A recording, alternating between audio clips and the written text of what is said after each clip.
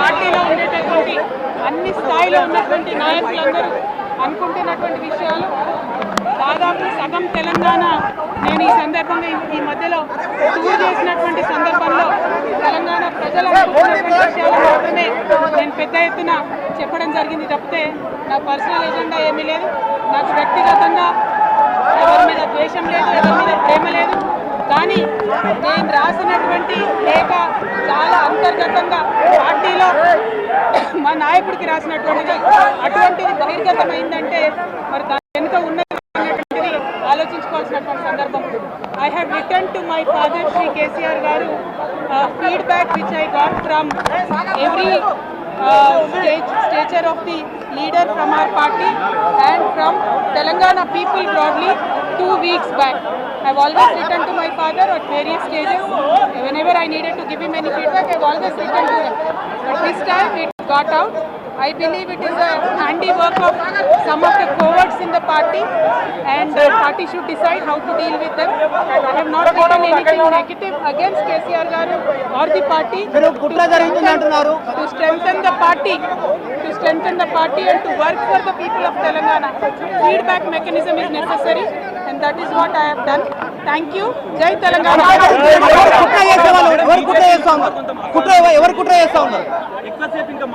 కేసీఆర్ గారు దేవుడు కానీ కేసీఆర్ గారి చుట్టుకొని దయ్యాలు ఉన్నాయి. వాళ్ళ వల్ల చాలా నష్టం జరుగుతున్నది. పార్టీలో ఉండేటటువంటి నేను కేసీఆర్ గారి కూతుర్ని అంతరంగికంగా నేను రాసినటువంటి లేఖనే బయటికి వచ్చిందంటే మరి ఇతర సామాన్యుల సంగతి, ఇతరుల పరిస్థితి ఏంటి పార్టీలో అన్నది ఇవాళ చర్చ జరగాల్సినటువంటి అవసరం ఉన్నది. దానికోసమే ఇవాళ నేను మీతో మాట్లాడుతూ ఉన్నా తప్పితే రెగ్యులర్గా నేను ఇచ్చిన ఫీడ్బ్యాక్ అందులో స్పెషల్ ఏం లేదు. ఏ మీటింగ్ అయినా ఏదైనా కూడా నేను సార్కి ఇస్తానే ఉంటాను. కానీ ఈసారి ప్రత్యేకించి బయటికి రావడం అన్నది నేను బాధాకరంగానే ఉన్నది. అయితే ఈ లేఖ ఈ విషయం అంతా చూసుకొని కాంగ్రెస్ బీజేపీ పార్టీలు బాగా సంబరపడుతున్నట్టున్నాయి. కోతి కొబ్బరికాయ దొరికినట్టుగా ఏదో బీఆర్ఎస్ పార్టీ ఆగమైంది, కేసీఆర్ గారికి ఏమో అంత సీన్ లేదు. మా నాయకుడు కేసీఆర్ గారే. కేసీఆర్ గారి నాయకత్వంలోనే తెలంగాణ బాగుపడుతుంది, ముందుకు పోతుంది. అందులో ఎటువంటి అనుమానం లేదు. కేసీఆర్ గారి నాయకత్వంలోనే బీఆర్ఎస్ పార్టీ కూడా ముందుకెళ్తుందని చెప్పి నేను బలంగా పార్టీలో ఉన్నటువంటి చిన్న చిన్న లోపాలను డిస్కస్ చేసుకొని సవరించుకొని కోవట్లను పక్కకు జరుపుకుంటూ ముందుకు పోతే పార్టీ 10 కాలాల పాటు చల్లగుంటుంది అనేటువంటి నా భావన.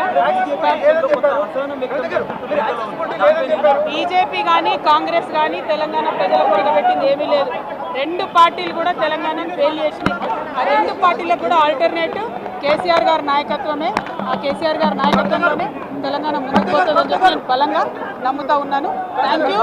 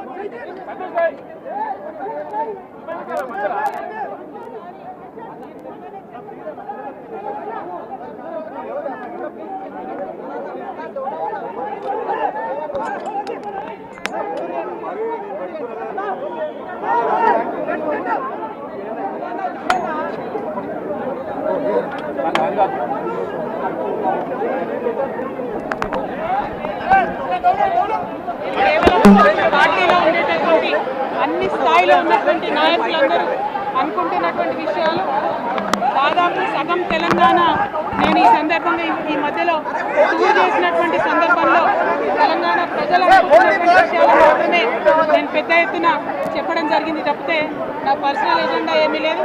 నాకు వ్యక్తిగతంగా ఎవరి మీద ద్వేషం లేదు, ఎవరి మీద ప్రేమ లేదు. కానీ నేను రాసినటువంటి లేఖ చాలా అంతర్గతంగా పార్టీలో మా నాయకుడికి రాసినటువంటిది. అటువంటిది బహిర్గతమైందంటే మరి దాని వెనుక ఉన్నది ఎవరు అన్నటువంటిది ఆలోచించుకోవాల్సినటువంటి సందర్భం. I have return to my father Shri KCR garu feedback which I got from every stature of the leader from our party and from Telangana people broadly 2 weeks back. I've always written to my father at various stages. Whenever I needed to give him any feedback, I've always written to him. But this time it got out.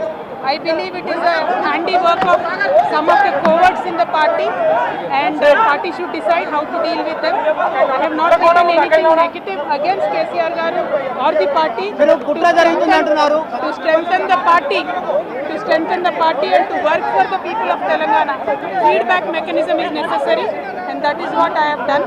Thank you. Jai Telangana.